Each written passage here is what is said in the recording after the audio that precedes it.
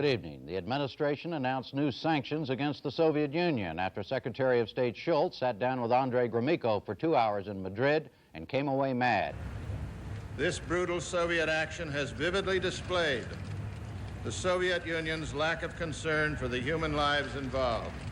There was also some American anger in Lebanon after the U.S. Marines were again shelled, and the result, for the first time, was some U.S. shelling in return from a ship offshore.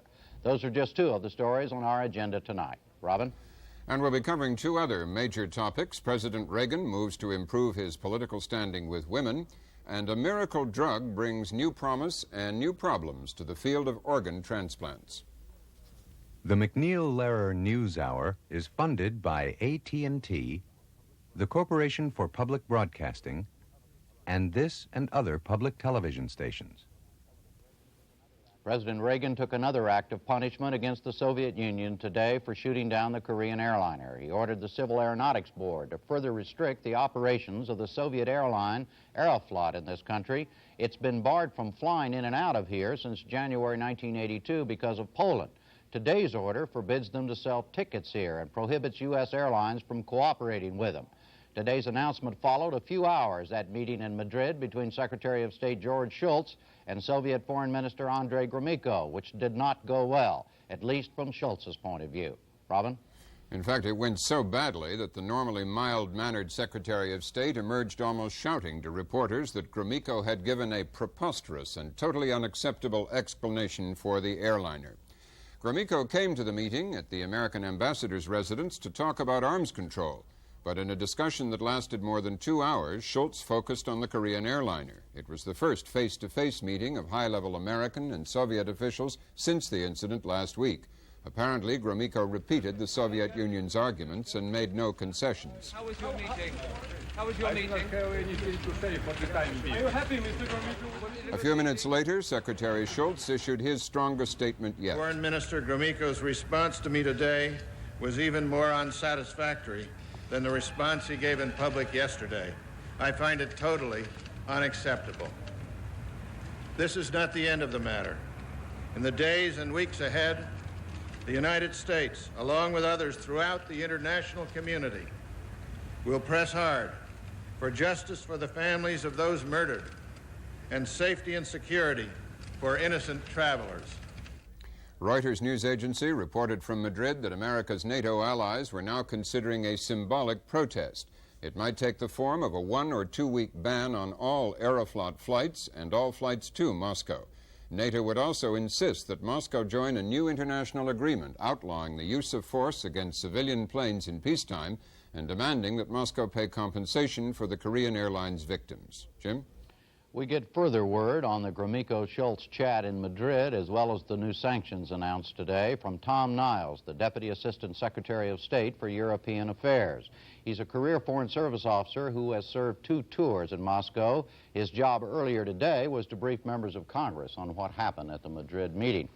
Did Secretary Shultz simply call back from Madrid and say, hey, Gromyko made me mad, sick him? Is that what triggered the sanctions today? Well, no, Jim. We've been working on these measures, obviously, for some time. The President directed that these measures be taken. It was coincidental that they happened to be instituted exactly at this time. We did not grow out of the Secretary's meeting, at least not directly. Not directly. Well, let's take them one at a time. Yes. The sanctions against Aeroflot. They can't sell tickets in their offices. In fact, their offices Their here... offices have been, they have been directed to close their offices by the 15th of September. All right, there's also restrictions on American Airlines and what they can do. Tell me American Airlines are now no longer allowed to sell tickets which include segments on Aeroflot, these so-called interlining arrangements where you have coupons for various parts of your flight, one part of which, for example, if you hypothesize you fly an American carrier to Paris and pick up Aeroflot to go to Moscow.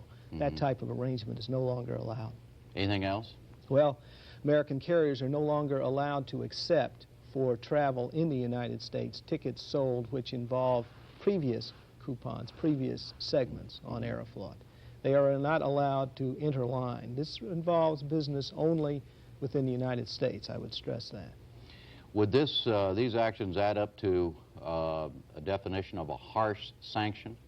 I think it's a strong measure which the President directed or requested the Civil Aeronautics Board to take. Strong in what way? Strong in the sense that it expresses the President's feeling that we cannot stand by, and we and the rest of the international community, because I stress this is not an issue simply between the United States and the Soviet Union. It is very really, in every sense, an issue between the Soviet Union and the rest of the world, but the President felt that it was quite appropriate for us to take this particular measure as an indication of our feelings.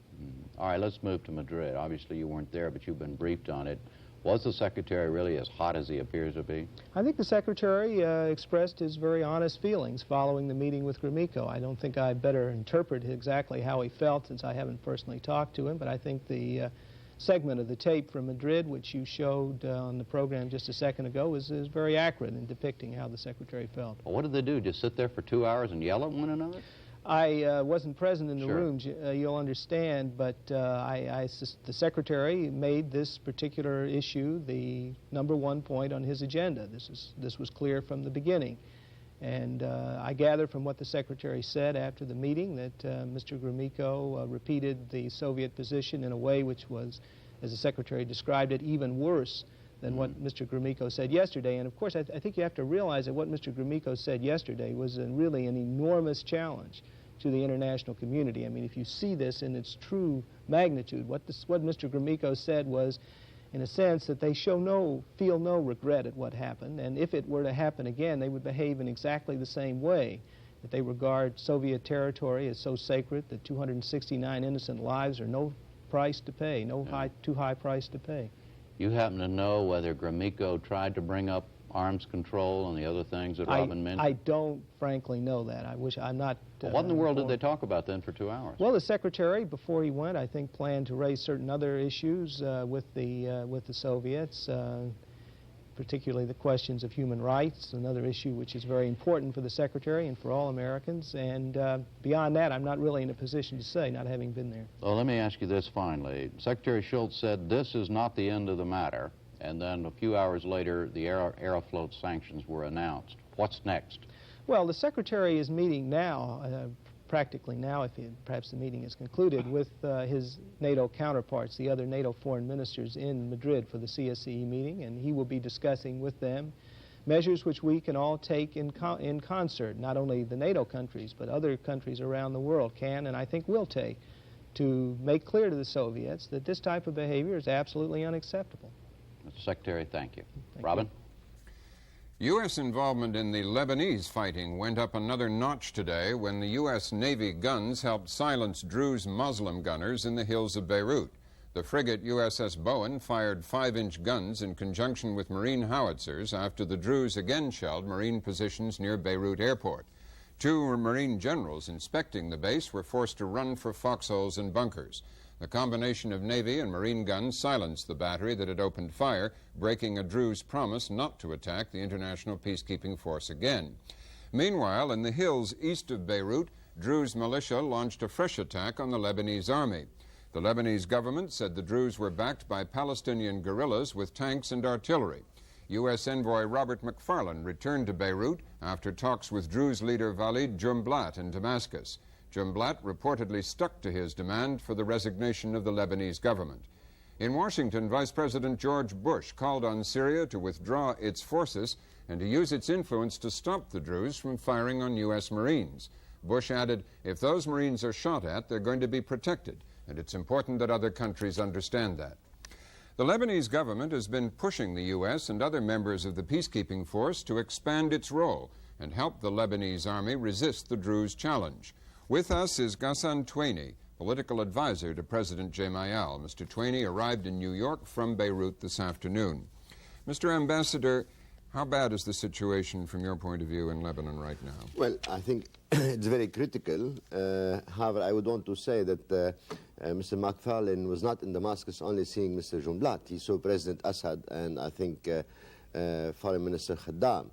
And in fact, though you have spoken of Druze artillery, it is common knowledge, I dare say, that this artillery is beyond the means of any single community or party. This war in Lebanon is clearly taking not an intercommunal shape, as some are saying, but a dimension in the regional context that in other must words, be the hard. Syrians are behind the Well, fighting. the Syrians were controlling the territory from which, and are still controlling the territory from which most of the shelling is coming. The equipment is not purchasable in department stores. It's clearly Soviet-made, provided by the Syrians. And some of this equipment, strangely enough, was still there while the Israeli occupation was taking place. Now, if this fighting isn't stopped and the Druze backed with Palestinians, yes, and if they are backed by the Syrians, as you say, if that goes on, what happens to the Gemayel government? Well, I think the Gemayel government is holding its ground. This is a difficult fight. We have made 2 points very clear. One, a determination, and we are not defending only Christians versus Druzes. I think the vast majority of the Lebanese community is standing behind the government. In Beirut, the young Lebanese army proved that it could stay in one piece and re-establish law and order. The Sunni community was meeting even this morning and supporting the government, the Prime Minister. The government is still there.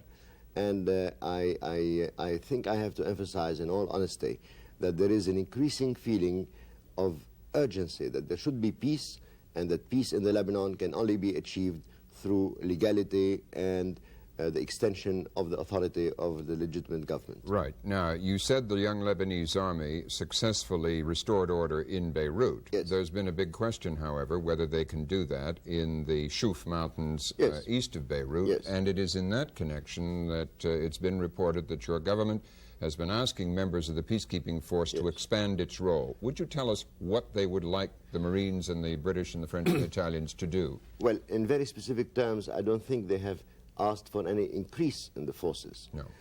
There had been discussions and plans examined before that as soon as the Israelis would withdraw, and they withdrew without really accepting a form of coordination that would have probably helped us avoid all this, Lebanese army checkpoints would be on the main strategic and international roads, and that on those checkpoints, law and order would be preserved jointly by the multinational forces and the Lebanese. In other words, you'd like the U.S. Marines and the British and the French and Italians to go up there in the front lines with where the Syrians and the Druze are now and help the army to... Not, however, in a context of confrontation. We are not asking the multinational force to assume any combat duties. And I want to make this very clear. The multinational force is a peacekeeping force, and we are keen and determined to maintain this role. And we are very concerned about attacks by various quarters, particularly from the Syrians against the multinationals. We regret casualties, and we are not asking for any combat positions or combat duties. Right. Now, you also saw the UN Secretary General today. Are you asking for a UN peacekeeping force in that area? No, I should say not yet. In the event of a ceasefire, and the ceasefire is being negotiated at this very hour, not with Mr. Jumblat, but with the Syrian government principally, Mr. Jumblat as well, there may arise the need for a United Nations visibility in the area. But this is strictly exploratory. What we are now doing at the United Nations is alerting everybody and explaining what the case is, and that this is not, as is claimed by some, an internal problem. Thank you. Jim? An American view of the Lebanon dilemma now. It's the view of Robert Newman, as senior advisor at the Georgetown University Center for Strategic and International Studies. Mr. Newman served as U.S. Ambassador to Afghanistan, Morocco, and Saudi Arabia, and headed the Reagan administration's State Department transition team. Mr. Ambassador, should the United States do what Lebanon is asking? At the moment, I would say no, but let me expand a little. Number one, we are not alone in this. The British, French, and Italians are with us.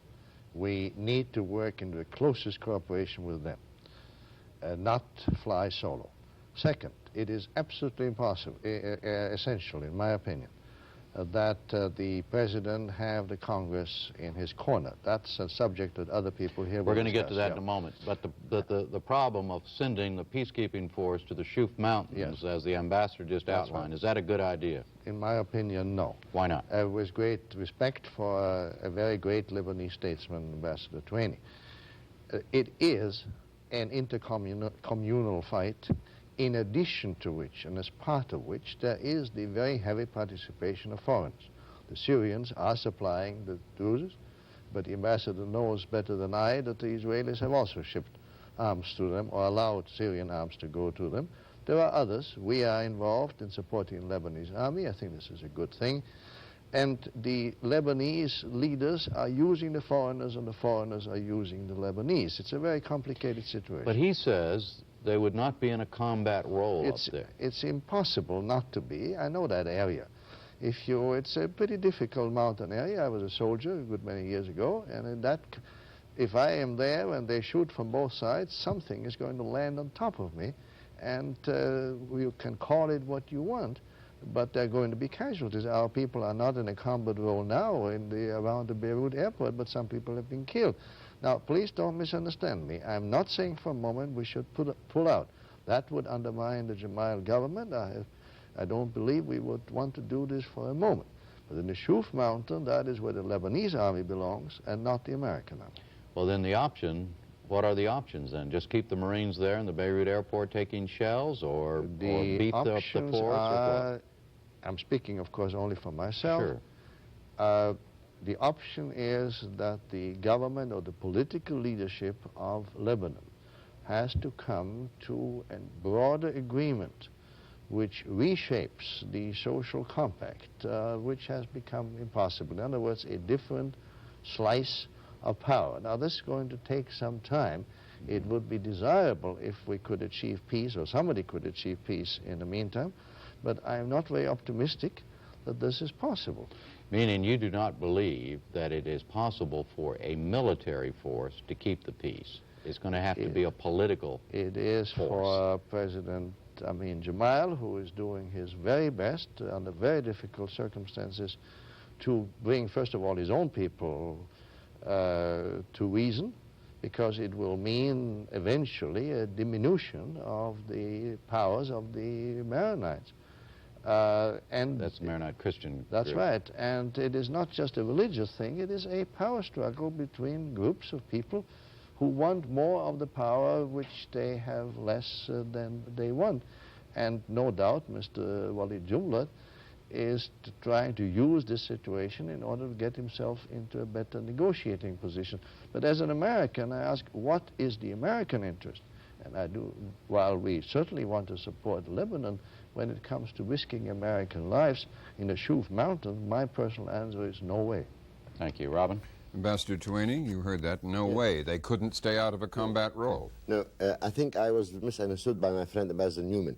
We did not request, I said, a combat role, and it is not envisaged that the Marines or the multinational force should go into the Shuf while the fighting is taking place. We are planning, as I said, in the event of a ceasefire. And actually, the request for the multinational force was principally coming from Mr. Jumblat's faction and from the opposition, because they don't want to trust the Lebanese army. We are not asking for the multinational forces in the Shuf while the fighting is taking place. I want to make that absolutely clear, Ambassador Newman. You're totally on the wrong track on this point. On other points, I may agree with you. Well, we'll come to the other points. Does that make it sound more attractive, Ambassador Newman? Well, it could, but we have had so many ceasefires in Lebanon that I don't know how long this one would last, 24 hours, less. I would want to be quite sure that the functions of our forces is one of peacekeeping and not in the middle of combat. I think this will be very, very difficult to do. However, the distinction which Ambassador Twaini makes is significant, and I accept it. The impression that came from reports from Beirut yesterday, from a briefing at the presidential palace of a lot of Western reporters, was rather more urgent than that the Lebanese army itself couldn't support the role of fighting off the Druze challenge, and that it needed the international force to help it do that. Is that just wrong? I think this is a mistaken impression. In no way do we want to involve the multinational force. However, what I understand is the following: that there is there a commitment to maintain Lebanese integrity, territorial integrity, sovereignty, and independence. And if, as Ambassador Newman has said, no ceasefire is likely to last, yet we should not have war, and we must settle for a new social compact, I'm sure my government would welcome any recipe that would enable us to have peace without confronting, to negotiate a social compact without negotiating this compact with guns and a foreign intervention. Do you agree that there cannot be ultimately a military solution, that the Gemayel government, to which you're an advisor, must reach a broader agreement? And to put it in sort of shorthand, which we can understand, I think that means lessening some of the dominating influence of the Maronite Christians and giving the Muslim factions more power. I think President Gemayel has made himself clear and explicit ever since he took office. In his very speech, in his very first speech, he did speak of a new social compact, of revising, restructuring the government. However, as I said, you cannot do that, and he was clear on this point as well, in the presence of 3 foreign armies on Lebanese territory. Can it afford, Ambassador Newman, to wait until the foreign armies have gone? In the Middle East, strangely enough, there are periods where one fights and talks at the same time. We are talking as well. And I believe such a period is now. But while the fighting is going on, the Lebanese army must fulfill that role. Then, if there is a quieter period, well, that's a different situation. Could I ask you very briefly, Ambassador Newman, which of the options you outlined do you think is the most likely for the Reagan administration to take? Well, in order to foresee what the administration will do would imply that it knows already what it's going to do, and I don't know whether it does or not. I think the administration would have to consult Congress because this is such a difficult job. It must have more than just the executive branch on its side. Well, thank you, Ambassador Newman in Washington, Ambassador Tweeney in New York. Jim? And we are, in fact, going to consult Congress now because Congress is about to get into the Lebanon Act. It goes back into session next Tuesday after a month's holiday, and every sign points toward an early preoccupation with Lebanon, with the question of what to do about the U.S. Marines, pull them out, reinforce them, or just let them be. It started today with a key House member declaring his intention of using funding as a way to get at that issue. Congressman Clarence Long, Democrat of Maryland, chairman of the House Appropriations Subcommittee on Foreign Operations, held a news conference to say unless the administration formally seeks congressional approval to keep the Marines in Lebanon, he's going to try and cut off funds for that operation. Congressman Long is with us, as is a colleague who thinks he's dead wrong on both the purpose and the tactic. He's Congressman Gerald Solomon, Republican of New York. Congressman Long, cutting off funds is a drastic act. Why would you want to do that? Well, it's the one means that we have in Congress to make sure that our power to declare war is enforced and realized. The president basically is in violation of the law. You're talking about the War Powers Act? Yes, the War Powers Act specifically says that if you reach a situation of hostilities or imminent hostilities, then the president must report to Congress, give Congress 30 to 60 days in which to debate the issue, and then if Congress does not agree to declare war, to go along with the president's deployment, then the troops must automatically withdraw. Mm-hmm. So what you would do is, in addition to you would force the issue of the War Powers Act, and then you would stick the funding thing with that. Is that correct? Well, the funding would, in other words, if there were no funding, the war would have to stop. They would have to do it. The president would then have to invoke the War Powers Act. That's what we're trying to get the president to do. Let me ask Congressman. The law, you see, requires him to do this, but there's no way in which you can force him to do it. And the Constitution doesn't really tell you how you get the president to give up some of his power or keep him from arrogating power to himself. But the power of the purse has always been the way in which democracy has asserted itself in the entire. That's how it grew up. Is that democracy to you, Congressman Solomon, this particular proposal of Congressman Long's? No, it's not. As a matter of fact, it's a way of circumventing the Constitution of the United States, which is a separation of powers, which lays foreign policy in the absence of a declaration of war directly in the responsibility of the President of the United States. I think we have here, Jim, a situation where it's an absolute shame that peace in the Middle East is jeopardized by petty, jurisdictional, what I would call arrogant, irresponsible, irrational positions taken by the Congress. We don't deal with foreign policy. Congressman Long is on the Appropriations Committee. His committee determines whether or not we have the money to carry out the laws of the land. I'm on the Foreign Affairs Committee. If anyone has jurisdiction, it's the Foreign Affairs Committee, and we don't even have jurisdiction. Well, what about you? What about his argument about the War Powers Act, that the President is required by law to do this? Well, of course, the War Powers Act says that the situation... I'm going to get to you in a minute about being arrogant. Don't go away. He's a good friend. All right. I was talking about the Congress as a whole. He was looking at me a little funny when being arrogant. But go ahead. Right. The situation has not reached imminent hostilities, which is what the War Powers Act says. Secondly... I mean, the shelling and the Marine casualties are not hostilities? They were not hostilities in that they were direct attacks. Secondly, I think it would be extremely counterproductive at this time for us to withdraw our U.S. Marines from the peacekeeping force there. What we're looking for is stabilization in the area. If we're going to have peace in the Middle East, it means we've got to force Syria to withdraw their troops, followed by Israel withdrawing theirs. Then the peacekeeping force could be effective. That's what we all want. You know, we had a situation in our foreign policy in previous administrations where we lost all credibility with our allies. We have allies on both sides of this issue. We have a lot at stake, and we need peace in the area. And the worst thing in the world we can do is to withdraw and show that America is no longer a credible ally. Congressman Long, first of all, he says it's none of your business, none of Congress's business. Well, my committee funds most of the foreign policy of the United States. And in doing that, you determine foreign policy, whether they like it or not.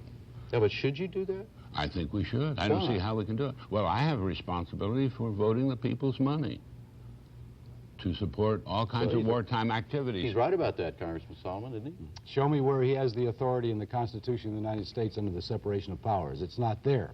And that's why I don't think we ought to be individually setting ourselves up as Mr. Secretary of States. We don't need 535 Secretary of States in this country. Are you see yourself as Mr. Secretary of State Long? No, I think we might do things somewhat differently if I did. But Congress specifically is given by the Constitution the power to declare war. I don't think Mr. Solomon would refute that. We have the power to appropriate the money to carry on wars. You can't do it otherwise. Now the question is this a war? Is it a war? Is this a war? I say that it is a war, and I think any 9-year-old boy who sees what's going on in Lebanon has to say this is a war, this is hostilities. Now the War Powers Act says that if there is hostilities or imminent hostilities, then the President must report to Congress and give Congress a chance to debate on this and come to the conclusion. Underline your action, Congressman Long. Do you believe those Marines ought to be pulled out of there? I believe that this is our instrument. If we say that within 30 days, as my amendment would do, all funding must be withdrawn, then the President will have to invoke the War Powers Act if he wants to carry on the thing in money. Now, his argument that this is not combat is totally disingenuous, because we've lost now 2.5% of the Marines stationed there have been casualties. In 1 year, in all of the 10 years of Vietnam, we suffered 4% casualties. So we're approaching, in 1 year, what it took 10 years to do in Vietnam. If this isn't combat, what is? And in fact, the Defense Department is giving combat pay to men to the Marines who are exposed to it, as they justly should do. But this is a recognition by one arm in the executive branch that it's a combat. Another branch says, no, this is totally disingenuous. Congressman? First of all, you know, I've talked to the Marines that were there in the first contingent that came home. I've talked to some and corresponded with those that are there now, and those Marines don't want to pull out. I think the President was absolutely right. We've done what we needed to do to protect them. One was to move the aircraft carrier Eisenhower in close to shore, to station a group of Marines as backups for protection, not as far as the peacekeeping force is concerned. That's what those 800 Marines want that are on the front lines in the airports. Secondly, when you talk about war, you know, you have to ask yourself, where are the Shiites and the Druze and the other so-called guerrilla fighters getting their weapons from? They're getting them from Syria, backed up by the PLO, backed up by Russia. I think we've got an awful lot at stake. The last thing in the world we want to do is to see any more lives lost.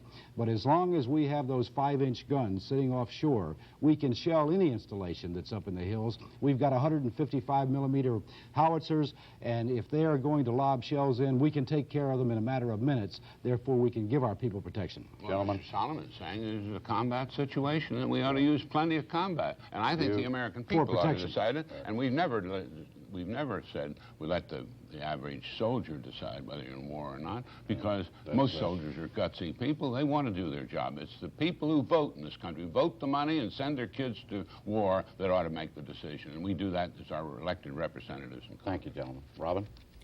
Still in foreign news, opponents of Nicaragua's Sandinista government attacked the capital, Managua, in 2 small planes today. One fired rockets at the airport, the other attacked a residential area near the home of Foreign Minister Miguel Descoto. One plane crashed, the other escaped. An insurgent group led by the former Nicaraguan Defense Minister, Aiden Pastora, based in neighboring Costa Rica, claimed it had launched the attack. It was the most spectacular gesture so far by the anti-Sandinista rebels, who have received backing from the CIA. Meanwhile, Defense Secretary Weinberger was visiting Nicaragua's northern neighbor, Honduras. Mr. Weinberger inspected the command center for the combined U.S.-Honduran military maneuvers, designed to impress the Nicaraguan leadership and the leftist guerrillas in El Salvador. In Santiago, Chile, police used tear gas and water cannon to break up protests by some 2,000 students against the Pinochet government. 5 people suspected of involvement with the guerrilla underground were killed in gun battles. More trouble is expected tomorrow when opposition groups plan a national day of protest against the military regime. We'll be back after a pause to let you look at one of our video postcards.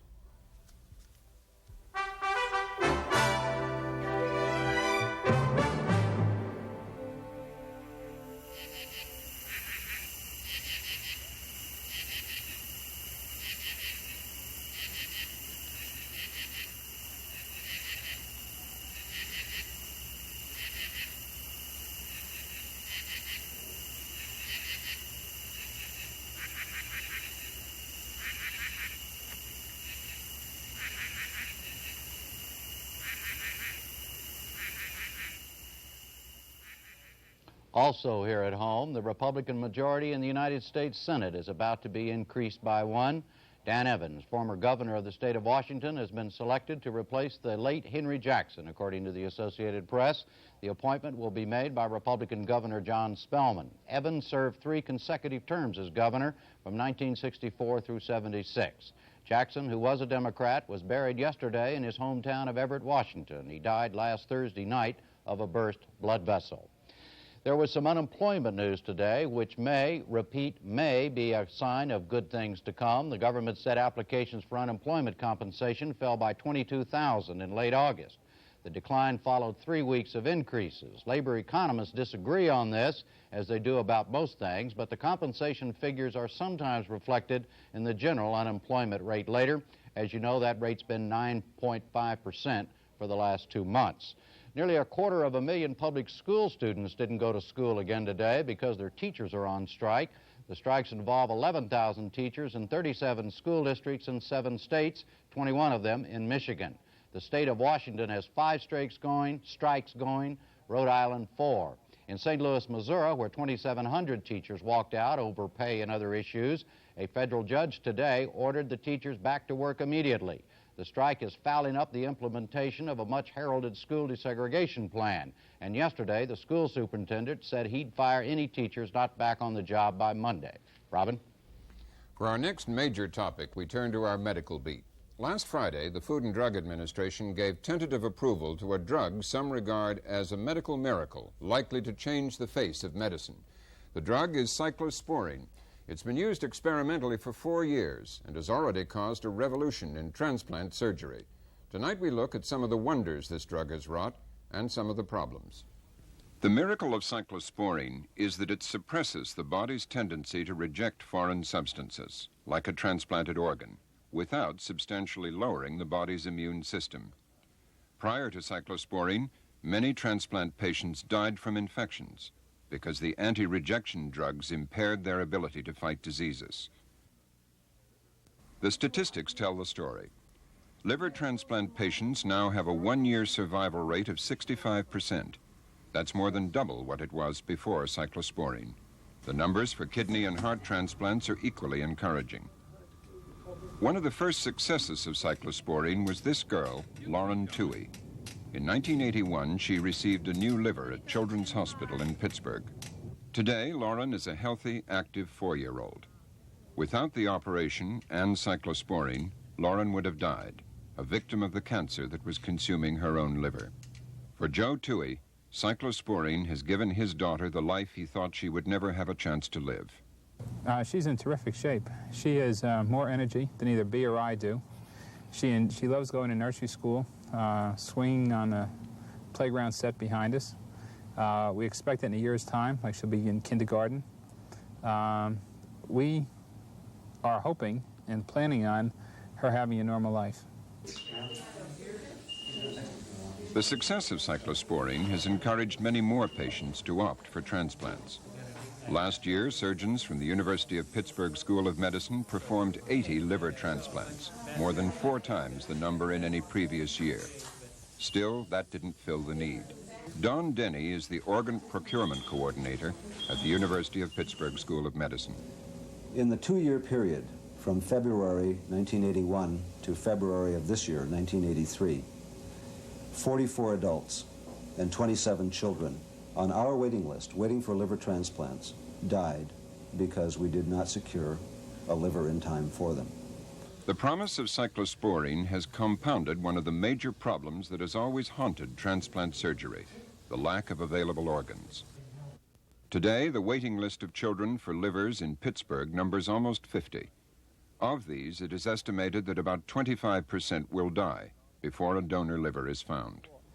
Dr. Carlton Gartner is a pediatrician at Children's Hospital. But there are some children we just can't get to, and it's hard for families to understand why their child wasn't done when they've heard the publicity that we've done 6 children or 7 children in the last 2 weeks. Their child may have not been a match for any of those organs, and the children we did were all seriously ill at the time they were done. And it's frustrating to have parents feel that no one cared about their child. We do, but we simply can't do everyone. To raise the awareness of the need for donors, organ procurement coordinators like Denny spend a great deal of their time speaking to nurses and doctors at local hospitals. Not infrequently in this hospital, it's one of the nurses who first recognizes a patient as a donor, who suggests to the doctor that donation be considered, or he even discusses it with the family. Each year, some 20,000 people die under circumstances suitable for organ donation. That is, they are brain dead. This means that while the victim's brain has ceased to function, doctors can keep the vital organs working through artificial life support systems. We recovered organs for transplantation last year from only 2,400 people throughout the country. The disparity is very great between the number of potential donors and the number of actual donors. The problem lies primarily with the fact that health professionals in the country are not recognizing potential donors, or perhaps not comfortable with the donation process, or perhaps are concerned about medical legal aspects of organ donation and brain death. The critical lack of donor organs forces patients and their families to play a painful and sometimes futile waiting game. Ann Vossakil's son, Brian, was placed on Pittsburgh's liver transplant waiting list in 1981. He was a victim of biliary atresia, a fatal liver disease that 400 children a year are born with. She remembers the anguish of the waiting game. But every time the phone rang, I found myself saying, maybe this is it. and you find yourself listening for that telltale hum on the phone when it's long distance. And there was always that hope when you picked up the phone, and then afterwards the letdown when it wasn't. For the Vosikils, the call never did come. So at 7 months he was accepted, and then we were on the waiting list for 6 months. He died at 13 months of age, never having gotten the phone call. The disease just progressed as it had always been described, and his heart gave out. Like Brian, Aaron Polimas has biliary atresia. For the last year, Aaron and his parents, James and Carol, had been waiting for a suitable donor.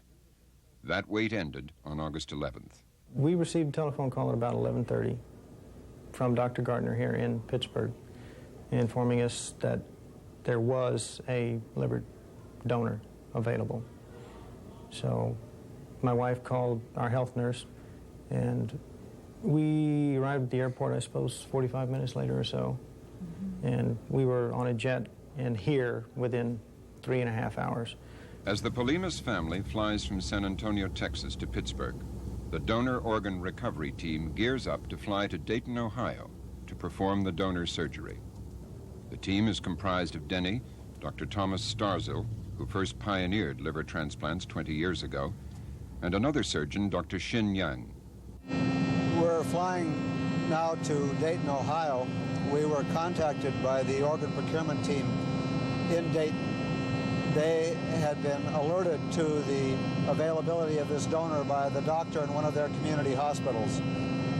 They are interested in recovering the kidneys, of course, for transplantation in Dayton. They offered us the opportunity to recover the liver because they learned through the 24-hour hotline that we have an urgent need for a liver for a youngster from Texas who's been waiting for a liver now for some time. Our surgical team will work collaboratively with the kidney procurement team from Dayton. By 7 p.m., the donor organ recovery surgery has begun. The team begins removing the healthy liver of a young boy fatally injured in a car crash. I greatly admire the parents of a donor because there's a part of you that, I mean, that's your child, and the thought that they're taking a piece of your child, so to speak, and moving it away, to me that was kind of horrifying. Well, then along came Aaron, and all of a sudden I had the opposite problem. My admiration is very high for the parent that can do that. That's a very hard thing to do, and it's a very hard thing for a doctor to do. To have to approach a parent at a time like that must be just tremendously hard for a doctor. The doctor who approached the parents of the brain-dead boy about organ donation was Dr. Walter Venable, one of the boy's attending doctors. It was tough. It was hard for me to give up the patient, but I realized we had fought a good battle, but I think we'd lost.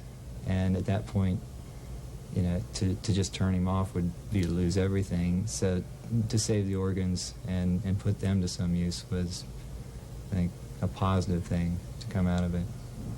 No, just straight Travenol. For the liver, we just use it right out of the bottle. It's Travenol, yeah. Sir? During the operation, Denny works closely with doctors and nurses to keep the donor's vital organs functioning. Hi, Bud. Single artery. He says that we can be done in about 2 hours. Do you want Denny also stays in phone contact with the surgical team in Pittsburgh, which is simultaneously removing Aaron's diseased liver. Okay. It's about 15 minutes from the hospital to the airport, and about 45, 50 minutes going back. 2 hours into the operation, Starzl has cut away the last veins holding the donor liver in place. The liver is removed, doused in a saline solution, then placed in an ice cooler. By 10:30 p.m., the team is back in Pittsburgh. The new liver is taken directly to the operating theater, where surgeons are waiting to implant it in Aaron's abdominal cavity. By 5 a.m., the surgery is completed, some 10 hours after it began. Today, thanks in large part to cyclosporine, Aaron Polimas is recovering nicely. His story and Lauren Toohey's illustrate the promise of this new drug and the life-saving transplants it makes possible. But Brian Vosikil's case underscores the dilemma that cyclosporine's widespread use will bring. The growing demand for a limited number of donor organs, and who should get them. Are you fellows going with them? Yes. Okay. The prospect of safer transplants raises a number of issues besides the lack of available organs. There is also the problem of how to pay for these enormously expensive operations. We'll be pursuing that question in the coming weeks. Jim? Anti-nuclear activists have been trying for years to prevent the construction of a second nuclear power plant at Seabrook, New Hampshire. Today, the owners of that power plant decided to slow down the work to the lowest level possible, but not because of the protests. They said it was because of the costs and the low demand for power. We've got more coming, and we'll be back with it after another postcard pause.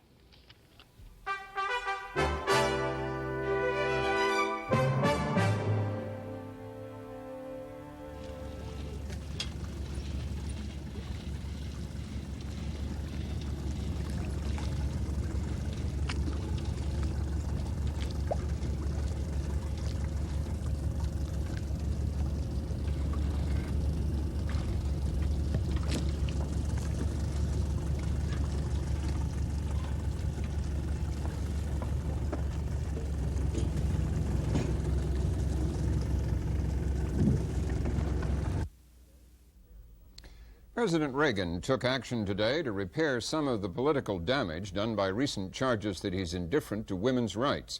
Last month, Barbara Honecker resigned as a Justice Department official, claiming the president's promise to make federal laws non-discriminatory was a sham. Today, the president acted in response to those charges. Judy Woodruff has the story. Judy? Mr. Reagan met with members of his cabinet council on legal policy, and afterwards, Justice Department official William Bradford Reynolds announced that the president will support changes in some federal laws which contain sexually discriminatory language. In all, there are more than 100 federal laws that contain language that makes a distinction on the basis of sex. Kansas Senator Robert Dole has introduced a bill to eliminate the offensive language in most of those, and the Reagan administration supports that. But there are still others that the administration has decided it wants changed as well.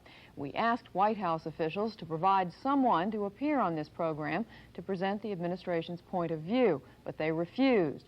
Here with us, however, is the president of the National Women's Political Caucus, Kathy Wilson. She is a Republican who has been critical of the president's record on women's rights. And Barbara Honecker, the former White House aide who ignited this controversy last month when she quit her job at the Justice Department in protest. Thank you both for being with us. Ms. Honecker, do these actions announced today answer your criticisms? Well, Judy, I'm delighted that this very first step has been taken. My first comment would be that there has just been a promise again today, and we still haven't seen any actual laws changed. No bill has been enacted into law. My second comment, and I think it's very important for American men and women to know, is that even if all of the over 100 statutes which substantively discriminate on the basis of gender or sex were in fact corrected, and Ronald Reagan's fact sheet is saying that there are some of those even that he doesn't want even to correct. Even if all over 100 statutes were corrected, there are still three major categories of statutes which we at the Justice Department were not allowed to include in the list. And what is that? Those three major categories, the first and most important category is, while Ronald Reagan has been president, he has pushed for a number of statutes which actively discriminate and substantively discriminate on the basis of sex. And we were not allowed to put those in the list. For instance, the Solomon Amendment that requires only men to register, not draft, just register at their post offices in order to receive any kind of federal educational assistance. The second category is, I was personally instructed by Michael Ullman, Special Assistant to the President for Policy Development in the White House in 1982, early in the year, that the project at the Department of Justice which produced this list should not even search for, let alone include, any statutes that have to do with pregnancy and abortion. I did on my own time research that question, and there are a significant number of such statutes which discriminate against men or women. But is there anything at all in what the White House announced today that women should be pleased about? Absolutely. I'm delighted that the first step has been taken, that, as I see it, the Washington Post piece, not that it happened, but the facts in it going public, have catalyzed the president's so-called ERA alternative, which it really isn't an ERA alternative. That was you're referring to a piece that you wrote in the Washington Post, August 21st. Ms. Wilson, how far do you think what was announced today goes towards satisfying the criticisms of organizations like yours? Well, I think as cumbersome as the whole process may seem, the political process is at work right now. The president is doing something. I feel that most of the changes are cosmetic, and I believe a lot of women feel that way. Barbara has just told you about some of the most controversial statutes that the president is not dealing with at all. I think what we really need in this country, and what women are saying, is that we need policy changes, not word changes. And it's why we continue to believe that we need an Equal Rights Amendment, which would be an insurance policy, ensuring that women move forward in this country and not backwards. We've been moving forward as women since 1960, and this is the first time. This is the first administration in which we are taking a backslide. And I cite as my first example Title IX, which the president is attempting to reduce the scope of. And Barbara has a fear, I think a legitimate one, that this is only the first step, the test case for the administration. She may wish to elaborate on that. Well, let me just ask you this, though. Don't you have to give the president some credit for moving quickly on the kinds of criticisms that quickly? I wouldn't. I think quickly is the wrong word, Judy. I mean, so what month are we in now? August of 1983. I think the president is responding to the tourniquet that we have effectively applied to the body politic. We are applying pressure to make him move. But I think essentially what Barbara Honecker has disclosed is that all of this alternative to the Equal Rights Amendment is a bit of a sham, and that the president had a questionable commitment to the alternative. He is moving, taking a first step. But for example, in the Dole bill, one of the changes was that a woman could not be, a man could not seduce a woman, an American woman, on the high seas, and that had gender references into it, and now it's gender neutral. I couldn't tell you how that turns out afterwards.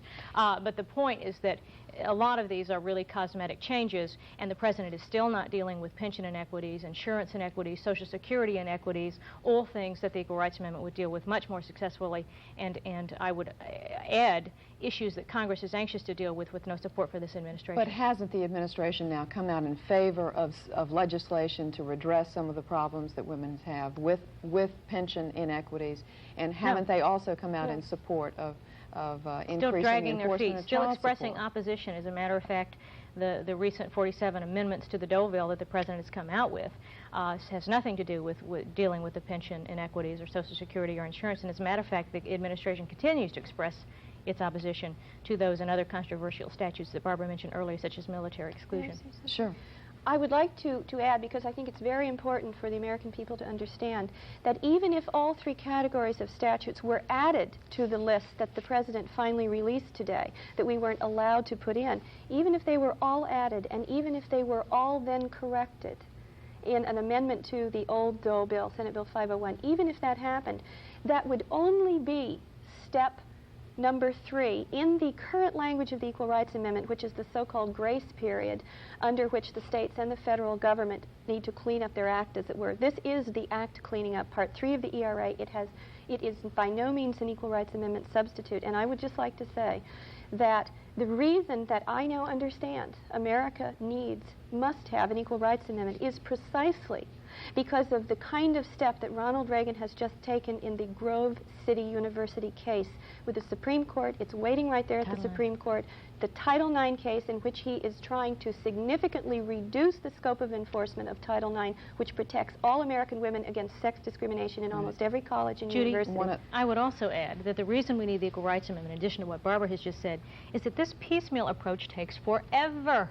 I mean, the point is that a piecemeal approach, either with federal statutes or state statutes, I mean, we've seen how long it's taken. It's taken almost over 3 years for this administration to do anything. I think it's unconscionable to expect American women to wait 200 years for these laws to change, when an Equal Rights Amendment would mandate the change within a 2-year time frame. Okay, but just grasping for one straw, don't you have to give the administration credit, for example, for coming out in favor of stronger enforcement for child support, which is absolutely. something The administration has moved on that front, and it is very very important to American women that it be moved on. It's and we're one very pleased step. about that. It's one step in a very big pie. But at the same time they're moving on child support, they pulled the rug out from under the most broad-based statute protecting women in educational institutions, Title IX, which Barbara just spoke of. In colleges Title and IX universities. involves millions of women students and employees and billions of dollars. It is the most broad-based statute protection that we have. The reason Ronald Reagan is opposed to the Equal Rights Amendment is because he thinks we should just strengthen existing statutes. What he's doing is effectively gutting the statutes. Gutting himself. So let's not be misled by some of the gains, although you want us to say it, Judy, and I'm going to say it. Is it hopeless? It is a first step. Is it hopeless? Can he never close the gender gap as long as he's president? Is that the bottom line? If Ronald Reagan honestly adds those 3 categories of statutes to the list that he released today and corrects all of them, that will be Part 3 of the Equal Rights Amendment. When the Equal Rights Amendment passes, and it will, so you're saying you there's go a chance. straight in without the 2-year grace period. You're saying there's a chance. There is a chance that Part 3 I'm saying there are of the some ERA women, I think, who are still on the will fence. occur. I think there are lots of women who are still on the fence. Of substantial initiatives, I think, could change it. But I think the feeling is pretty generalized, pretty negative feeling. Judy, right the now. proof is in the pudding. Nothing's happened yet. We have another promise today. I just wish we had had somebody here from the White House, too, I to wish join we the did, discussion. too. Thank you, Kathy Thank you, Wilson, Judy. Barbara Honegger, for joining us. Robin? Before we go, here again are the main points in the news. The Marine situation begins to agitate the Congress, but a late report says President Reagan has promised the U.S. forces in Lebanon they will get whatever support it takes to stop the attacks on them. The U.S. Navy shells Muslim gunners who fired on the Marines in Beirut. The President acts to show he cares about women's rights, and the President announces new sanctions on the Soviet Union for shooting down the Korean airliner. Secretary of State Schultz calls the latest explanation by Foreign Minister Gromyko preposterous. Good night, Jim. Good night, Robin, and we'll see you tomorrow night. I'm Jim Lehrer. Thank you and good night. The MacNeil Lehrer NewsHour is funded by the new AT&T, more than a new look, a new outlook, and by the Corporation for Public Broadcasting, and by this and other public television stations.